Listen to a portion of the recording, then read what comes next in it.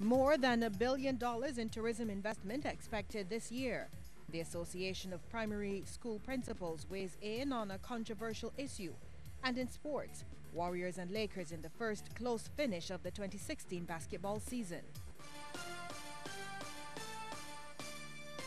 Credible, balanced, committed. This is the CBC Evening News. Very good evening to you. I'm Lisa Broom. This is the CBC Evening News. Investment to the tune of 1.5 billion Barbados dollars is slated for the local tourism sector, and it will mean about 4,500 new jobs created for hotel workers. Shane Seeley has the details. From Dennis Clark, very clearly states. He broke the news about the billion-dollar investment at a special conference at the Lloyd Erskine Sanford Center for top local tourism officials and the media. The major initiatives are the $100 million Sam Lord's Castle project expected to get underway in March, another $100 million slated for the Carlisle Bay Hyatt, along with even bigger investment from Sandals Barbados. We also expect Sandals to expand to 500 rooms. They are adding another 220 rooms. The investment is anticipated to be in the tune of $100 million, and it will see work for another 600 persons. They currently employ 600 people, so they will have 1,200 people at the Sandals property. They're also preparing to break ground on the former Ammon Beach Village property. That will be branded as the Sandals Beaches, and we expect about $200 million to be spent there and 1,000 people to see employment. And it's expected that the tourism sector will continue to fly high in 2016 after soaring to new heights last year. In 2015, long-stay visitors grew by a record 13.7%, reaching 592,000 tourists. Meanwhile, cruise arrivals increased by over 71,000 visitors, or 5.1%. The tourism minister explains that 2016 is not expected to be another record year, but he says the numbers will continue to improve. We would see greater levels of spend and greater numbers in Barbados in 2016. So far, January is actually up over last year's January, and that is significant because last year's January was a very strong one. But it's not going to be 13.7% this year, I don't think. Mr. Seeley also outlined the tourism sector's response to the Zika virus outbreak in the region. He says while there have been cancellations in the Caribbean, Barbados has so far been spared any major impact. But he's made clear that tourism officials are closely monitoring the situation. The Ministry of Health is sharing all relevant information with us, and we are working diligently with our global airlines and tour operators and travel agents to make sure they get the most up-to-date advice on Zika. Minister Seeley also revealed that while several Caribbean countries registered growth in tourism numbers, arrivals to Barbados are second in the region, only to Aruba. Shane Seeley, CBC News. Meanwhile, the tourism minister is condemning recent protests by workers at the Grantley Adams International Airport, which was led by the National Union of Public Workers. Minister Seeley says GAIA officials are, however, ready to meet with the National Union of Public Workers, but not to negotiate. As far as he is concerned, the 3.5% salary increase being demanded by the union dating back to 2011 is null and void. He revealed that this was agreed to at a meeting chaired by the Prime Minister between Gaia Incorporated and the NUPW, where the letter was signed by the former General Secretary Dennis Clark. The letter from Dennis Clark very clearly states that the 3.5% would only be a factor if the economy improved between January and June 2011. And the union would want to revisit the so-called moratorium if the economy improves. So whether or not you use the term moratorium, the economy did not improve between January and June 2011, so therefore it's null and void. The tourism minister went on to express his strong disappointment at the protest action taken by the union last Friday. It is very disappointing that you will ignore letters, correspondence that you requested, ignore it, and jump straight to protest action. You know, that kind of thing is beyond reprehensible. And even though people like Frank Walcott, Bobby Morris, Joe Goddard, Dennis Clark were very hard-nosed negotiators. People in here would tell you having to deal with LaVere Richards and all the muscular language and so on, but you would never find this kind of wild approach, jumping to protest action. And you can catch the full presentation by Tourism Minister Richard Seeley at 9:03 tonight on CBC TV8. Should children play a part in keeping their school surroundings clean? That question remains a talking point following news that a secondary school student was recently punished for refusing to pick up a wrapper when ordered to do so by the principal. There have been both criticism and support for the action taken by the principal. But for the Association of Public Primary School Principals, children must play their part in keeping a clean school environment. While admitting that the topic is a controversial one, Ivan Clark reminded students of the need to care for their school. He told them the school must be treated like a second home. Mr. Clark sees nothing wrong with students keeping their surroundings clean. You've got to learn from now that you keep your room at home tidy, you keep your school tidy, and you keep the streets tidy. And one of the biggest problems we have in Barbados, and it's a shame, it's a real shame, that we can be walking the streets and seeing so much garbage. And you know who put it there? The adults.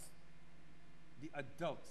There is no way a child can deposit a fridge, a deep freeze, and a twin mattress on Farm Road in St. George.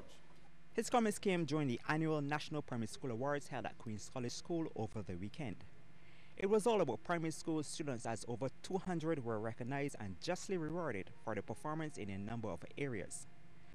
The program was conceptualized by Ricardo Marshall. Mr. Clark commended the initiative. The fact that school awards could see it fit to award children like this, it's really great, it's really good.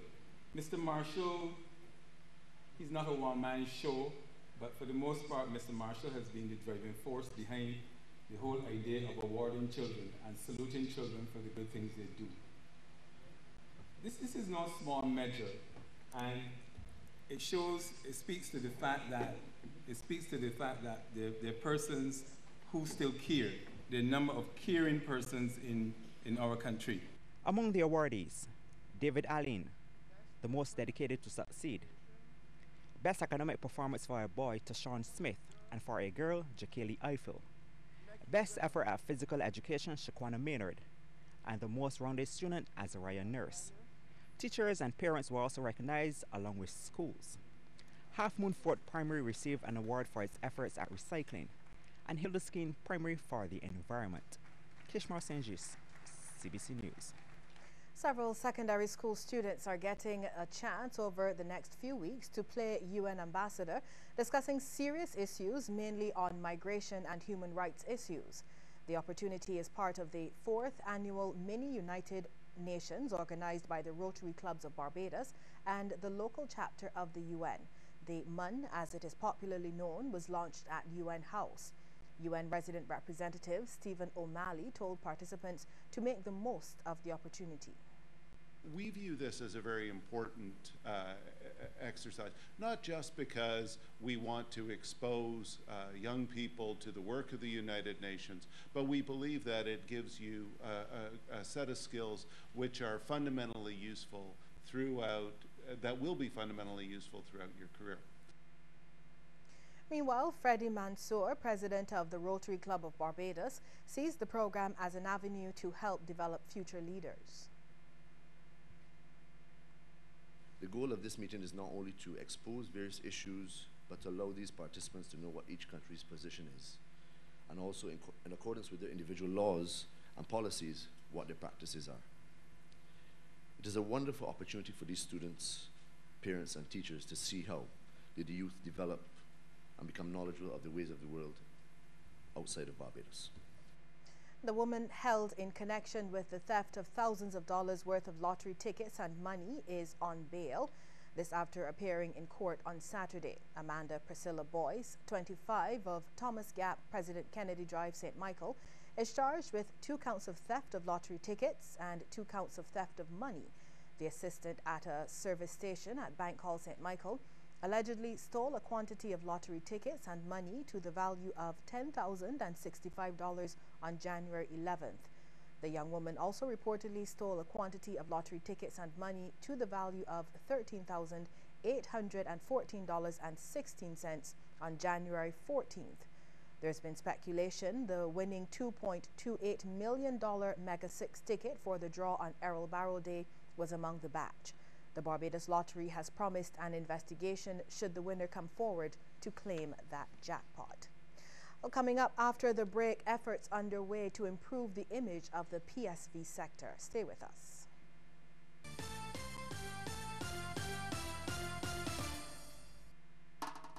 Sun power on water systems.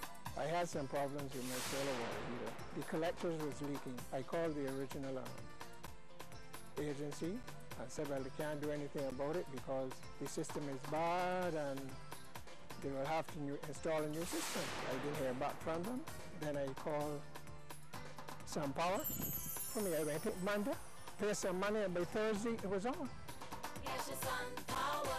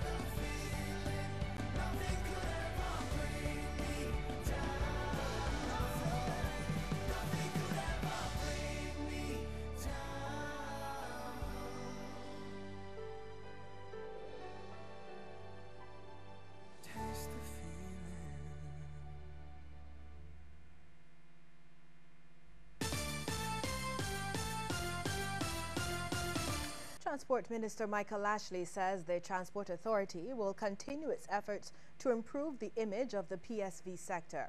He was speaking at a passenger transport service operators certificate presentation ceremony. That program was organized by the Barbados Community College's Industry Services Unit. Mr. Lashley says a similar program covering effective communication and defensive driving should be offered for PSV operators, especially as they interact with tourists daily. When I visited the terminal at River Terminal, I recognized that on ZRs and minibuses, I'm seeing a lot of tourists traveling on ZRs and minibuses. And that is why a course like this is so important and critical to those said operators, the ZR operators and the minibus operators. The Transport Minister believes once rolled out, the program could be used by PSV owners when hiring staff.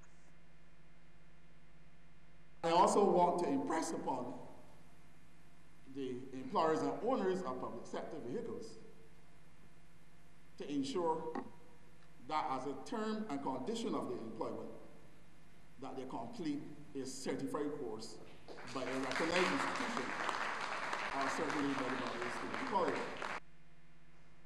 The piece of space debris discovered on a beach in St. Joseph has now been secured and is being prepared for removal. That's according to liaison with the French Embassy in Barbados, Don Chiatao. If you remember, on Saturday, we told you about this piece of debris which washed ashore at Bathsheba, just below the Edgewater Hotel. CBC investigations revealed that it's what's commonly called fairing, or the protective shell of a Galileo satellite put into orbit by French company Ariane Space Service and Solutions. Mr. Chiatawa explains that it was launched from the company's pad in French Guyana on December 17th, part of the European satellite program to put 2 satellites into orbit. He says it spent just over a month in the water before washing ashore here. The liaison says the fairing, now waterlogged, weighs about 1,000 pounds and special equipment is needed to remove it from the beach. Consultation on that process is ongoing. He says in the meantime, it has been shifted from the water path at the end of the Joes River, where it washed ashore, and moved to a more secure spot. He says the company will send a ship to take it back to French Guyana, where it will be analyzed and destroyed. Many of the island's needy people and worthy organizations may have been missing out on opportunities to get assistance, and it's because of the red tape and general confusion associated with sending donations to Barbados from members of the diaspora. This is of concern to President of the Barbados Association of Tampa Bay Incorporated, Henderson Griffith. He was the guest speaker at the Democratic Labour Party's weekly lunchtime lecture at George Street. Mr. Griffith believes the biggest problem is a lack of communication between the Customs and Finance Departments and other associated organizations. When you ship it to Barbados and get to the port, they don't know what to do. Okay, I have a young lady from Houston the end of August last year, just shipped some bags down, some school supplies. The school supplies got here, and then it got stuck in the port. We need to have some kind of clarification, communications, going through the diaspora to tell the organizations, when you're going to send anything down to an NGO here, or to any organization here, these are the rules you have to follow. Mr. Griffith also warned that this generation of Barbadians in the diaspora may be the last with a deep connection to the island, which could impact the amount of remittances sent home. There's a new thrust to get men tested for HIV and AIDS and for them to follow up on the results when they're known. This from Alexis Nurse, counselor and HIV communications expert, speaking ahead of a workshop for men organized by the Government Information Service. This focus on men has come out of our statistics